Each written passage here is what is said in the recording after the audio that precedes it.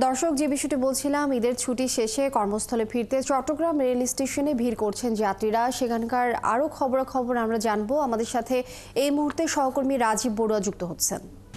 আর রাজীব, ঈদের ছুটি তো শেষ হয়েছে, যাত্রীরা ফিরছেন। আপনি একটু জানাবেন যে রেল স্টেশনের এখনকার কি অবস্থা এবং যাত্রীদের চাপ কেমন, আর ঠিক শিডিউলে তাদের কাঙ্ক্ষিত টিকিট বা ট্রেন পাচ্ছেন কিনা, কোনো অভিযোগ আছে কিনা তাদের, সেই সম্পর্কেও জানাবেন। 16টি আন্তনগর ট্রেন বিভিন্ন জায়গায় ছেড়ে যায়। তার মধ্যে কক্সবাজার, চাঁদপুর, সিলেট, ঢাকা, ময়মনসিংহ, জামালপুরে যায় এসব আন্তনগর ট্রেন। এর বাইরে 4টি মেল এবং কমিউটার ট্রেন আছে। আর ঈদ উপলক্ষে 2টি স্পেশাল ট্রেন দিয়েছে চাঁদপুরের উদ্দেশ্যে। তো ফলে আমরা দেখছি যে আসলে আর ঈদের এবার যেহেতু ছুটিটাও লম্বা ছিল, ফলে ঈদের যে এবার জার্নি চট্টগ্রাম থেকে এখানে আসলে আমরা তেমন ভোগান্তি পাইনি, এবং লোকজন কিন্তু ঈদের পরেও তাদের যে বাড়ি, সেই বাড়ির উদ্দেশ্যে গিয়েছেন। ফলে যার ফলে আমরা দেখেছি যে টানা কিন্তু বেশ কিছুদিন ধরে লোকজন ট্রেনে যাওয়া আসা করেছে।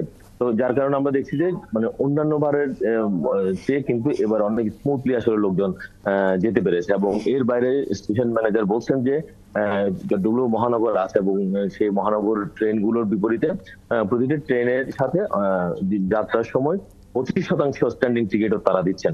তো ফলে যারা যে পরিমাণ যাত্রী যাচ্ছেন তারও 25% বেশি মানুষ কিন্তু আসলে এবার যেতে পারছেন। তো একটু আগে এখানে আজ সকাল থেকে 3টি আন্তনগর ট্রেন ছেড়ে গেছে ঢাকা এবং সিলেটের উদ্দেশ্যে। এবং যারা যাচ্ছেন তাদের সাথে কথা হচ্ছে, তারা বলছেন যে তারা এবার খুব সহজেই টিকিট পেয়েছেন, বিশেষ করে অনলাইনে টিকিট পেয়েছেন। ফলে তারা নির্বিঘ্নে আসতেও পেরেছেন এবং তারা ছুটি শেষে তারা বাড়িও ফিরে যাচ্ছেন।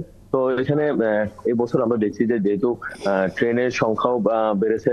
আপনি জানেন এখন চট্টগ্রাম থেকে কক্সবাজারের ট্রেনে আছে, পাশাপাশি ঢাকা, সিলেট, ময়মনসিংহ এবং চাঁদপুর এইসব জায়গায় ট্রেনের সংখ্যাটা আসলে বেড়েছে। তো যার কারণে ট্রেনের সংখ্যাটা বাড়ার কারণে যাত্রী খুব আরামদায়ক ভ্রমণ, সে আরামদায়ক ভ্রমণে তারা তাদের ঈদের যে ছুটিতে স্বজনের সাথে যে ঈদ করতে পারা, সেই বিষয়টি তারা আসলে খুব নির্বিঘ্নে আসলে করতে পেরেছেন।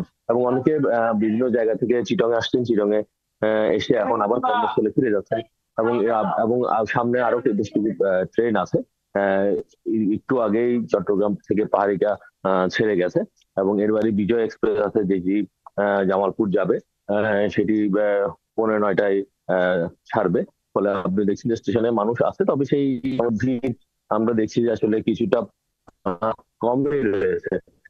এবং এখানে আপনি জানেন যেহেতু গতকালকে আসলে ছুটি শেষ, ফলে গতকাল পর্যন্ত যেই পরিমাণ ভিড় আমরা লক্ষ্য করছি আজকে আসলে অনেকটা কমে গেছে। এবং ঈদের পরে আমরা দেখেছি যে লোকজন তাদের যে বাড়ি বা তাদের যে গন্তব্যস্থল সেখানে আসলে যেতে আমরা দেখেছি ঈদের 2-3 দিন পরও। যেহেতু আবার ছুটিটা বেশ লম্বা, প্রায় 9 দিনের একটা ছুটি পাওয়া গিয়েছে।